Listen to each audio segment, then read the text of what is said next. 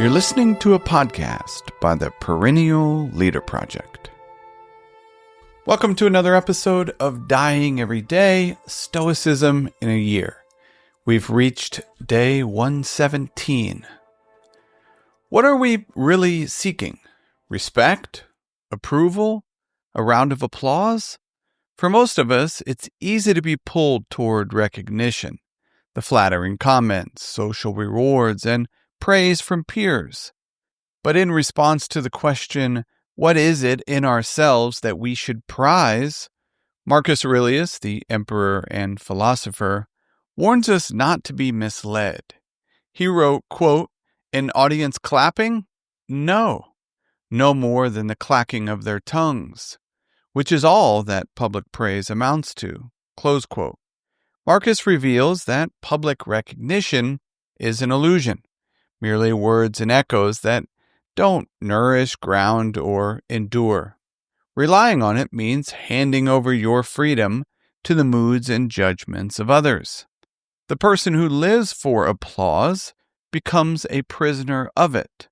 One harsh critic or one ignored effort can cause their self-image to start falling apart. But the person who lives for character stays free, no longer held hostage by changing opinions. So if praise is hollow, what is worth pursuing? Marcus says, quote, "To do and not do what we were designed for." Close quote. For the Stoics, living according to nature is our true nature. The Stoics taught that we are rational beings built for virtue, justice, temperance, courage, and wisdom.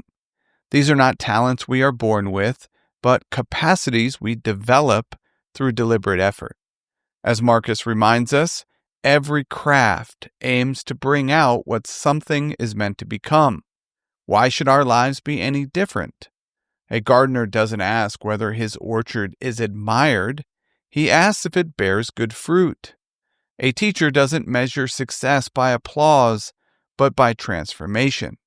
And your work is your character.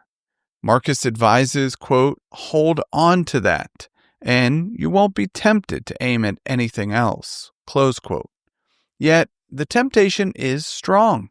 If you keep prizing admiration, wealth, and status, you'll never be free. You'll always compare, compete, and fear.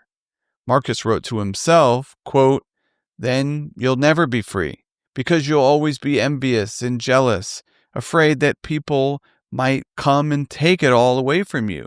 Close quote. You can't control how others perceive you.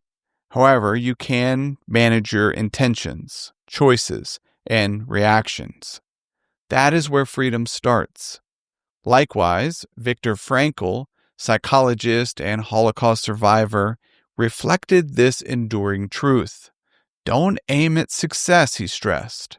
The more you focus on it and set it as a goal, the more likely you are to miss it. Success will come to you naturally because you stop making it a finish line to cross. Live like a tree growing in silence or a flame rising on its own. Fulfill your nature. Let the applause come or not. It changes nothing. As a daily exercise, consider reflecting on or journaling about what it means to pursue an education in the Stoic sense.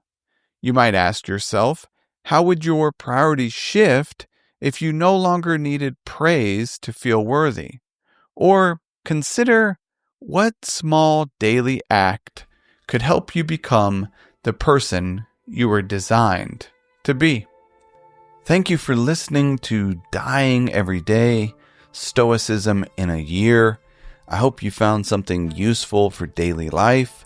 If you enjoy what we're doing here and want to support the project, consider becoming a Perennial Meditations member.